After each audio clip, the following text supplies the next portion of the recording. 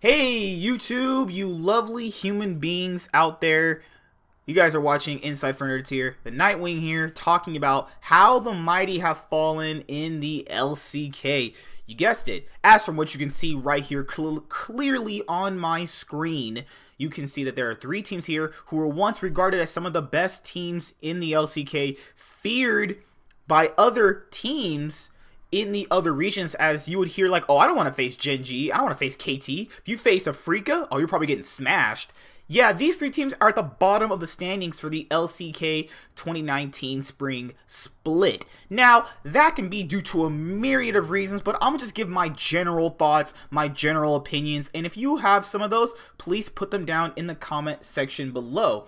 I also kind of want to add Kingzone in that mix too. I kind of want to put them in there. They're in kind of like their own different category, kind of. But let's start with I guess I'll do it based off how I like these teams. I have a little soft spot for Gen G since they've word Samsung Galaxy. Kingzone are kind of cool, you know. No, I'm just kidding. Okay, I'll go off the teams I like. I'll go off the one I like really quickly. Gen G, the former world champions. Remember they won 2017 3-0 against SKT, who were regarded as one of the best teams ever? Yeah, they've humbly fallen from grace. Now, that can be due to a lot of reasons. You bring in Fly from Crown. Crown wasn't performing very well, was absolutely obliterated by the EU mid laners in Jensen and Jizuke. And during the regional qualifier for the 2018 Summer Split to go into Worlds, he had looked decent, but when it came to Worlds, Jizuke and Jensen just completely clapped him.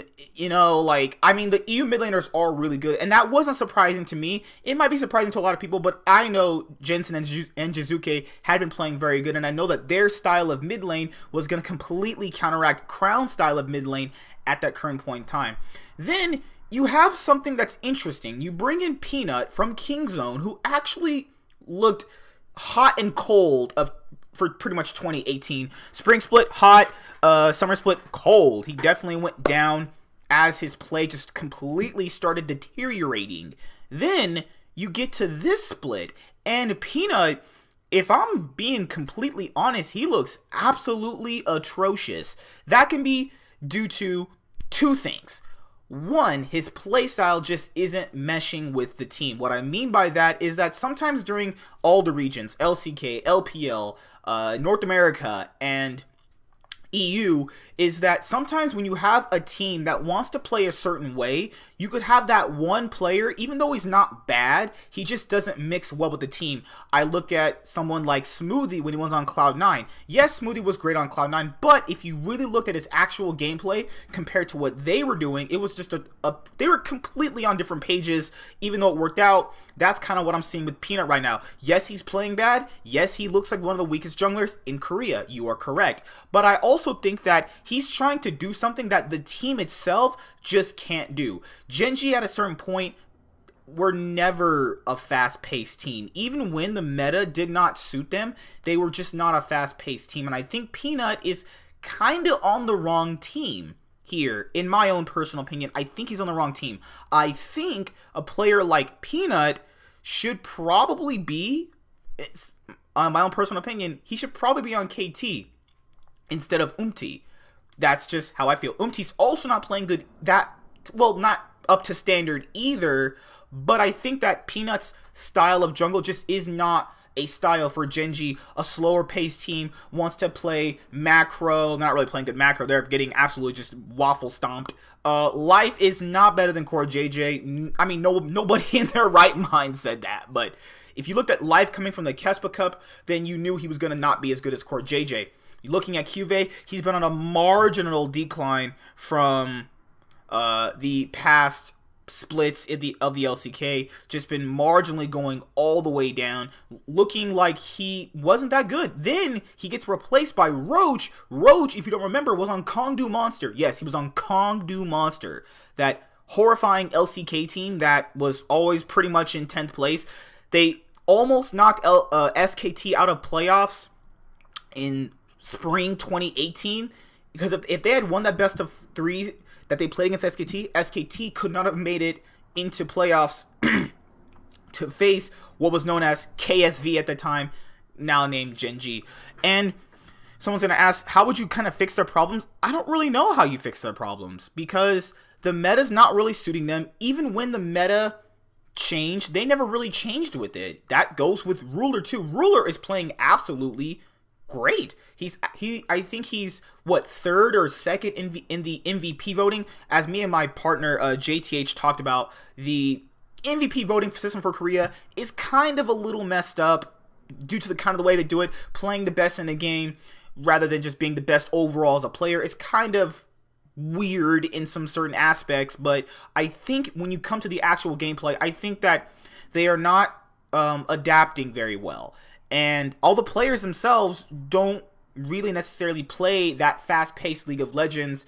Even if you look at their past recent years, aside from Peanut, most of these players just play kind of fairly standard scaling champions, the slow-paced game, QV, Fly, Rule. I've seen these guys for enough period of time to know that they're just kind of like passive. They can be aggressive if it needs to be, but I think that that's just who these players are. And if you want to kind of get better, I think that they need to just either adapt, or you need to bring in other players who can play this different style and kind of show them that you can play a different style of League of Legends and adapt to get yourself a lot more fitted to facing off against better competition.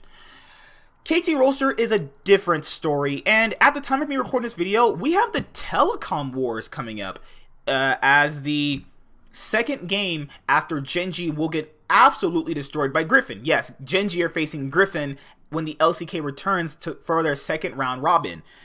Yeah, it's not looking good for them. Oh god, but KT Rolster are going to be playing up against SKT. If you guys know about the Telecom Wars, that on paper should be one of the matches of the year, just like Cloud9 versus TSM, and then you have Fnatic versus G2. In the LPL, you have RNG versus IG. Big standout matches like that, where it always pops on, you go, okay, that's the match I'm gonna watch no matter what. C9 versus TSM. You got your IG versus RNG. You got your Fnatic versus G2. Matches like those, which are just, big rival organizations going at it. SKT, after all their years of existing, this is probably gonna be the easiest telecom war ever.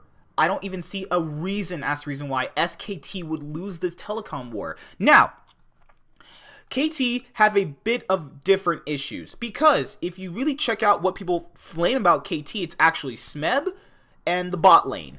I think BDD is actually playing great. I'm not gonna flame him at all. He's playing just fine. It's really interesting because KT coming into the split if you look on paper, have one of the strongest top sides, Smeb, Score, and BDD. Then, if their bot lane was not only able to be competent enough to hold themselves in lane and be able to carry, that's just an added benefit on how good they can be. The bot lane never had to be star players. They already had star players in the other roles. But that's the problem. The problem is the star players aren't exactly playing up to standard. Smeb, if you look at his stats, it's atrocious. 0-4 games, 1-3. He was the player that, if he got dove, could outplay you. He's not even doing that anymore. He couldn't really carry on things like Akali and Aurelia anymore, even when they were just turbo broken. I just don't know what's going on. And no signs of Smeb declining were ever there. And yes, you can argue that maybe he's not declining, maybe it's just a team, but if you go back and watch that Kespa Cup match series they had against Gen G, it did look like he was starting to show some weaknesses. Yes, you can't take those as big indicators that he's declining, but that could have been a rough draft of what is could to come. Now, Score and people know about the whole military service with Score, but I still think if you want the better results, and if KT want to push to make playoffs, they need to play Score. He's not bad, and I think that him playing on a big organization like KT Rolster, his first big org, actually maybe giving him too much pressure, and he might just be cracking, because on Jin-Air, he didn't look that bad, and I thought that coming into this roster obviously would have added some extra benefits to them. Then you look at Zenit and Snowflower. I think if you're trying to flame someone, it's actually not their bot lane. Their bot lane is actually getting a large amount of leads. It's just that they aren't the players that can be the the Bjergsons, the Defs, the Jackie Loves of their roles. Snowflower is not that. Snowflower is kind of like your Zazel, your what can I think of as a support, your Gorilla type, not Gorilla. What's his name on IG? Baolan. He's kind of like that, setting up his teams, giving them the playmaking potential. Snowflower is playing great. Zenit is too. That's the problem. The players that you don't even expect are playing good. The players that you need to play good are playing bad. Score's not playing bad, not playing up to standard as best jungler in the world. Smeb declining. Kingzone is just not that good, if I'm being honest, from watching his games. And I think that them switching out Smeb for Kingzone is actually tearing up Smeb's mentality. He's like, well, I guess I'm not good anymore. Why care? But that's my thing with KT. It's really sad that we're probably going to see it's really hard to say. We're going to see probably the worst telecom war that we've seen in years when this comes up. I'm sorry, KT, you're not beating SKT. And I mean, yes, if they beat SKT, then maybe there's some signs of life here. But I'm just not seeing it right now. Kingzone is a bit different. Now, they're actually what is considerably the highest old guard still here. Technically an old guard. They've been here since the Longzhu days, so, they're technically an old guard since they got rebranded. Kingzone is a bit different. They're actually not that bad. Kingzone's issues is that there's not really enough star players in the roles that in the key positions you need to be in order to really make a difference. Deft, eating some humble pie right here, has been playing absolutely incredible. He is definitely, no pun intended, really, really good. Tucson has actually been playing a lot more better compared to his last split where he was actually looking like he was declining slightly. Pawn has been actually pretty solid. Nahun is, Nahun. And you have Cuz and Rascal who actually aren't that bad. We've seen Rascal and Cuz both get this team early game leads to carry some games in order to actually win their respective games that they have. But I just don't think that their players are strong enough in the top side of the map to really hold their own against the top level LCK teams that we actually currently have. And I think that that's one of the reasons why they're probably still not going to make playoffs in general for that reason. Now, maybe if they constantly just funnel every single resource into Def, they might make playoffs, but I just don't really see it right now. And if you look at some of their games, most of their games really aren't clean. It's actually more based off Clown Fiestas. All these teams are. All these teams' games have been mostly Clown Fiestas. And the last team, which is probably the worst of Clown Fiestas, if your jungler goes to support, plays support Jarvan, there's something clearly wrong here. Like, you have Brook, King, Dread, Spirit, Son, Yukao, Aiming, Soul, Jelly, Sinan, and Proud. So, Jelly and Proud were not good.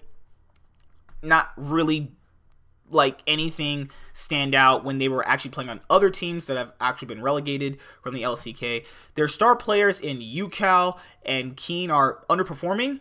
A lot of people had actually put Yukao in their top 3 for actual mid laner rankings, because Yukao on KT Rolster was an actual threat. He just was clapping everybody. Of course, you could attribute that to him being around star players, which made that a lot easier. Mata generating pressure, Smeb generating pressure, Score being in his lane. I'll give you that, but just right now, he just isn't playing good. Then you also have their bot lane, which is massively underperforming. Spirit having to go bot, play Jarvan support. Spirit himself also isn't playing good. As of yesterday, they made some more roster moves. You have Brooke, Soon, and Saul move to the starting roster. Proud becomes inactive, so you have more players coming in. So I don't know if Yukao is going to be starting over Soon right now, or you have Brooke coming in as a top laner. These might just be players to give these guys competition, but right now it's not looking like Afreeca Freecs move anywhere. Now in the middle of the split, you move in 3 more new players that might be taking over starting spots. That's going to create a lot of more problems and answers at the current point in time. And right now, these 4 teams have fallen from grace. How the mighty have fallen in all these teams. Former world champions, KT Rolster have such a huge fan base. The IG games that they played last year, the telecom wars. They had a superstar team for the past 2 years. Kingzone, they won the last 2 splits in the LCK. And then you have Afreeca Freecs, who had just recently gone to the finals, almost beat Griffin to get to the finals to actually face KT Rolster after Afreeca Freecs were just a laughingstock in LCK. These guys had all had high highs, and now they're on their current lowest lows. If I made a prediction of who out of these is going to make playoffs, it's probably going to be Kingzone. And they're going to be probably knocked out in the LCK's wildcard first round, because in LCK you play a wild card round first. It's just another best of 3, kind of like how they play in the regular season, and then I think they'll be just swiftly kicked out because their players, they're not horrible. They've actually proven that they can be a lot better than what people remember, but it's just not enough when you compare it to star players who can play what they can play just a whole lot better. But that's my take on these 4 teams right now. Hope you guys enjoyed the video. Inside for Nerds here. The Nightwing, JTH, he said he was sick, so hope you guys better wish him well too. He's actually sick right now. I'm gonna probably call him in a couple hours or so, see if he's still okay. But yeah, I hope you guys enjoyed this video. Drop a like, drop a comment if you actually want to comment in the comment section below. See you guys later. Bye. Have a good day and peace out.